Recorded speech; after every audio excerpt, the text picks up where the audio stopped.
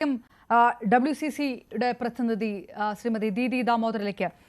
ശ്രീമതി ദീദി ദാമോദരൻ, വളരെ നിരാശയുണ്ട് എന്നാണ് ഞാനിത് പറഞ്ഞത്. അങ്ങനെ പറയേണ്ടി വന്നതിലും എനിക്ക് നിരാശയുണ്ട്. പക്ഷേ കൃത്യമായിട്ട് ഉള്ള സൗകര്യങ്ങൾ, ലൊക്കേഷനുള്ള സൗകര്യങ്ങൾ, ഒരുപക്ഷെ തുല്യമായിട്ടുള്ള വേതനം, ഇങ്ങനെ പല കാര്യങ്ങളുമുണ്ട്. WCCക്ക് ഇപ്പോഴും പ്രതീക്ഷയുണ്ടോ ഈ റിപ്പോർട്ട് മുന്നോട്ട് വയ്ക്കുന്ന കാര്യങ്ങളിലും ഇത് നടപ്പാകുന്ന രീതികളിലും?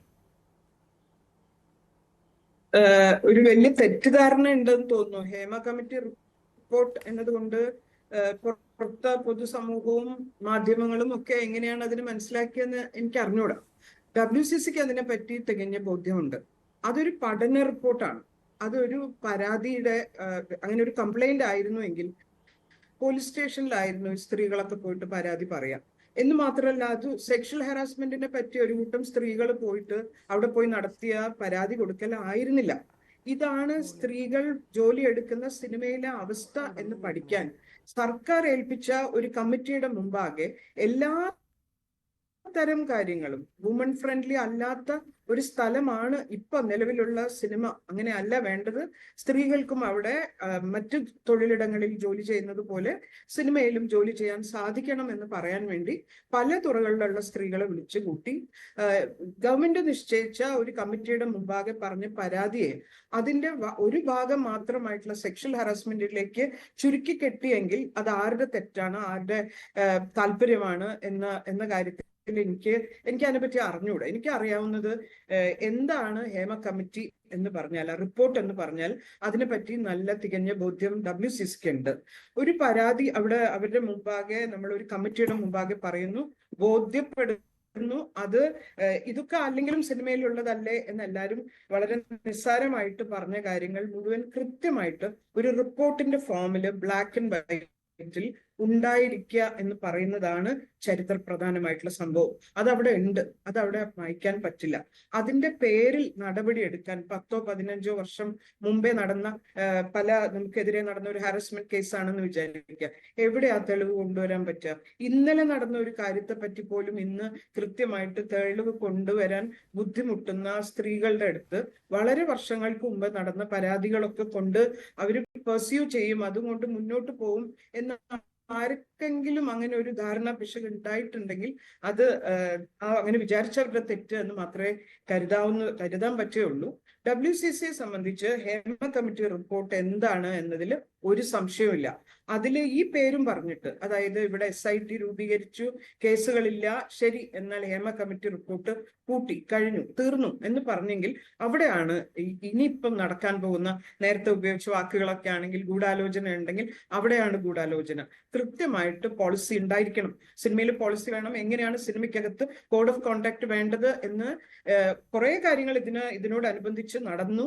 മലയാള സിനിമയിൽ ഇപ്പോഴും പല സംഘടനകൾ പോലും മുൻകൈ എടുത്ത് അവരുടെ കോഡ് ഓഫ് കോണ്ടാക്ട് ഉണ്ടാക്കുന്നു. പിന്നെ ഇതിവൃത്തത്തിനെ പറ്റി അപർണയ്ക്ക് സംശയമുണ്ടോ? ഇന്ന് ഒരു സിനിമ വരുമ്പം അതിനെ കൃത്യമായിട്ടുള്ള പൊളിറ്റിക്കൽ കറക്റ്റ്നെസ് വെച്ചിട്ടല്ലാതെ, വിചാരണ ചെയ്തിട്ടല്ലാതെ ഒരു സിനിമയ്ക്കും കടന്നു പോകാൻ പറ്റുന്നില്ല. ഇത് മുഴുവൻ പോസ്റ്റ് ഹേമ കമ്മിറ്റി തന്നെയാണ്, ഹേമ കമ്മിറ്റി റിപ്പോർട്ട് തന്നെയാണ്. ഒരു ഹേമ കമ്മിറ്റി റിപ്പോർട്ട് ഇതിന്റെ ബിയോൾ ആൻഡ് എൻഡ് ഓൾ. പക്ഷേ ശ്രീമതി ദീദി ദാമോദരൻ, എനിക്കൊരു ചെറിയൊരു വിയോജിപ്പ് ഇതുമായി ബന്ധപ്പെട്ടുണ്ട്. ഞാനിപ്പോ ഇന്ന് അല്പസമയം മുമ്പ് പാർവതി തിരുവോത്തിട്ട് ആ പോസ്റ്റിനെ എടുത്ത് പറയുന്നില്ല. WCC എന്ന് പറയുന്ന ഒരു പ്രസ്ഥാനത്തിന് അതിൻ്റെതായിട്ടുള്ള ഒരു നിലപാടുണ്ട്. പക്ഷേ ഒരുപാട് പരാതികൾ ഇനിയും വരാനുണ്ടായിരുന്നു. ഈ പരാതികൾ മുന്നോട്ട് പോകുന്നത് ഏത് തരത്തിലാണ് എന്ന് നോക്കിയിട്ടായിരിക്കും ഒരുപക്ഷെ ഇനി പരാതി കൊടുക്കാൻ ഏത് അതിജീവിതയ്ക്കും ഒരു ധൈര്യം ഉണ്ടാവുക. ഇങ്ങനെ പരാതി കൊടുക്കാൻ ആൾക്കാർ മുന്നോട്ട് വരാതിരിക്കുക, അല്ലെങ്കിൽ മൊഴി കൊടുക്കാൻ വരാതിരിക്കുക. ഈ പരാതിയുടെ ഘട്ടത്തിൽ ഇതെല്ലാം തീർന്നു പോകുമ്പോൾ ഇനി ഈ പറഞ്ഞ പോലെ ഈ സെക്ഷൽ അബ്യൂസ് എന്ന് പറയുന്ന ഒരു കാര്യമുണ്ടല്ലോ, ആ ഒരു ഘട്ടത്തിൽ യാതൊരു വിധത്തിലുള്ള നീതിയും പരിശോധനകളും ഒന്നും ഉണ്ടാകുകയില്ല എന്നുള്ളൊരു സന്ദേശമുണ്ടോ? എന്തായാലും ഉണ്ടല്ലോ. അത് ഈ ഹേമ കമ്മിറ്റി റിപ്പോർട്ടിനോട് അനുബന്ധിച്ച് മാത്രമല്ലല്ലോ.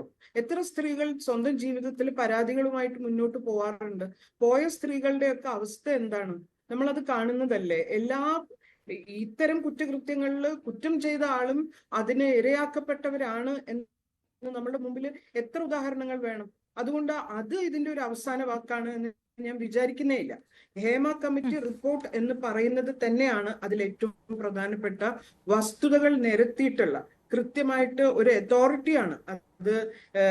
അങ്ങനെ ഒരു കമ്മിറ്റി എന്താ പറയാ ഫോം ചെയ്തതും അത് റിപ്പോർട്ടായിട്ട് പുറത്തു വന്നതും. ഇനി ഇച്ഛാശക്തിയുള്ള ഗവൺമെന്റ് ആണെങ്കിൽ നാളെ ചരിത്രം അവരെ പറ്റി പറയണമെങ്കിൽ ഇത് നമുക്ക് ഇഗ്നോർ ചെയ്യാം, ഓവർലുക്ക് ചെയ്യാം, ഇതൊന്നും ചെയ്യാതെയും മുന്നോട്ട് പോവാം. 4.25 കൊല്ലം പൂഴ്ത്തിവെച്ച ഒരു റിപ്പോർട്ടാണ്. അതിന് നമുക്ക് ജാള്യത ഇല്ല എങ്കിൽ ഇതും ഇതേപോലെ തന്നെ നമുക്ക് മുന്നോട്ട് പോവാം. അതിനൊന്നും ഒരു കുഴപ്പമില്ല, അത് അങ്ങനെയൊക്കെ തന്നെ നടക്കുകയുള്ളൂ. ഓരോ തവണയും ഇതൊരു മെൻസ് ക്ലബാണ് എന്നും ഇത് ഈ ലോകം ആണുങ്ങളുടെ മാത്രമാണ് എന്നും പലരും പരിഹസിക്കുന്ന പോലെ ഇത് ഇരവാദമാണ് പറഞ്ഞുകൊണ്ടിരിക്കുന്നത് എന്നൊക്കെ പക്ഷം ചേർന്നുകൊണ്ട് പറയാം. പക്ഷെ പക്ഷമില്ലാതെ നമ്മൾ നോക്കുകയാണെങ്കിൽ നമുക്ക് കൃത്യമായിട്ട് അറിയാം ഇത് സ്ത്രീകൾക്ക് വുമൺ ഫ്രണ്ട്ലി ആയ ഒരു വർക്ക് പ്ലേസ് ആയിരിക്കണം എന്നതിൽ ആർക്കും സംശയമില്ല.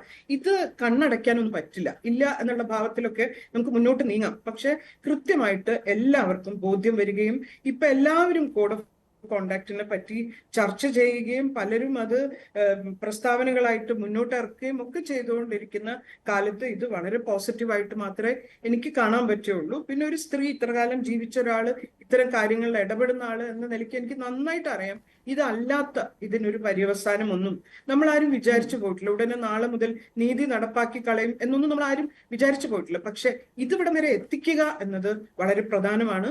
അതവിടെ എത്തിച്ചിട്ടുണ്ട്. ഇനി ഇത് റെഫർ ചെയ്യാനുണ്ട്. ഇനി വരുന്ന റിസർച്ച് സ്കോളേഴ്സിന് മുഴുവനും ഹേമ കമ്മിറ്റി റിപ്പോർട്ട് ക്രോസ് ചെയ്തിട്ടല്ലാതെ അത് ഏതാനും സെക്ഷൽ ഹാരാസ്മെന്റ് കേസുകൾ വേണ്ട വിധം നിങ്ങൾ പ്രതീക്ഷിച്ച വിധം മുന്നോട്ട് പോയില്ല എന്നതുകൊണ്ട് ഇല്ലാതായി പോകുന്നതൊന്നുമല്ല ഇപ്പൊ ഈ സംഭവിച്ചതൊന്നും. ഇത് മറികടന്നുകൊണ്ട് വേറെ ഒരു കാര്യം മലയാള സിനിമ ഇൻഡസ്ട്രിക്ക് അല്ലെങ്കിൽ ഫോർ ദാറ്റ് മാറ്റർ മറ്റ് സിനിമ ഇൻഡസ്ട്രികൾക്കും നിലനിൽക്കാൻ പറ്റുമെന്ന് എനിക്ക് തോന്നുന്നില്ല. ഇതിനെ ഇഗ്നോർ ചെയ്യാൻ പറ്റില്ല. Okay, right.